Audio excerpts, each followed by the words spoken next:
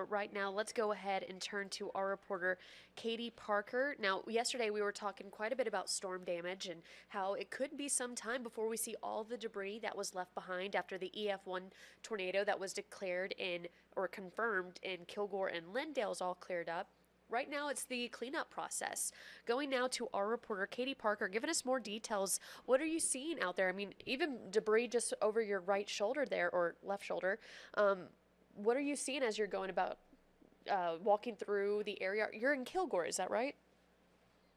Yeah, Hannah, I'm out here in Kilgore. Earlier this week when the tornado hit, we were able to do some coverage here at Walton's drive-through. That's right over my shoulder back there. But today we are on the other side of the fence. When the storm hit, the roof flew into the fence of this neighboring property right here, as you can see behind me over my shoulder there. That's the fence that sits between these two businesses. This business over here is up for lease. There is currently no one in it, and there was no one here at the time of the storm, but it did see some pretty extensive damage the day of the storm with the aftermath that came from the wind, the debris, all the things. So I want to kind of take you guys around and show you exactly what I'm seeing here today, because earlier this week, whenever we were on that side of the fence, you could kind of get an idea of the damage, but you really couldn't see all those details and the magnitude of it until today, whenever I was able to cross over into this property. So let's check it out and see exactly what happened on that day. First over here, you've got the fence that was knocked down. There's Walton's drive through across the way, and then here's the fence that came down, and then all of the debris that followed with it. So here's this business property. It's currently for lease, no tenants inside, but it is normally used for business offices, things like that. Here's a majority of the roof that came off. Let's get a closer look over here. Something I noticed today was just the fine details that aren't that fine. So what we've got here is the wind came through and knocked this entire shed's wall back all the way down it. The owner said that she can't even get in there to get anything out right now because of the way the storm came through and pushed the wall inward. Here's another look at the debris here. Just completely mangled tin all in this backyard. Even the windows that weren't broken are completely soiled with dirt and scratches and rock nicks in them. Here's some more damage behind me up on top of this other fence right here. As you can see, the boards of the fence here are bowing out. One of the craziest things I noticed, and I don't know if you can see it too clearly, but there is a tree branch bent at a completely 90-degree angle up there.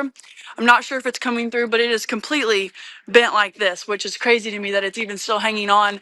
Up in the trees up here, we've got parts of the roof just sitting up there.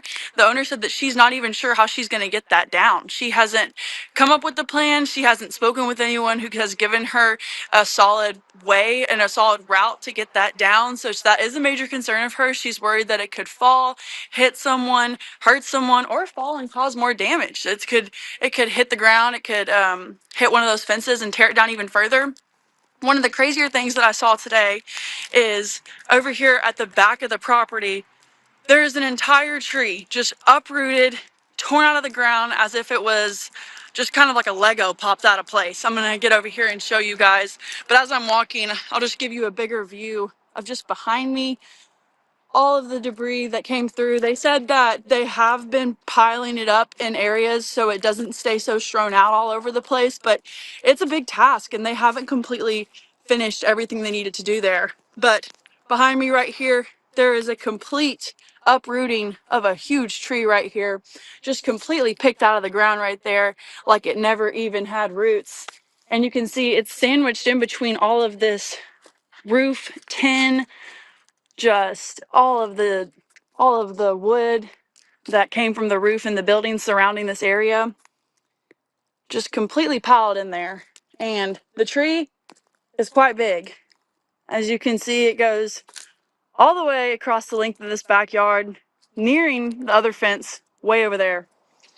So just a lot on the to-do list for these businesses as they go to repair everything. I even talked to Walton's next door. They've got some customers here who have been helping out all week long, repairing the roof, laying tarp down, doing whatever they can to minimize the damage. Right now they've got a crew out here that are just kind of cleaning up the aftermath of what happened earlier this week.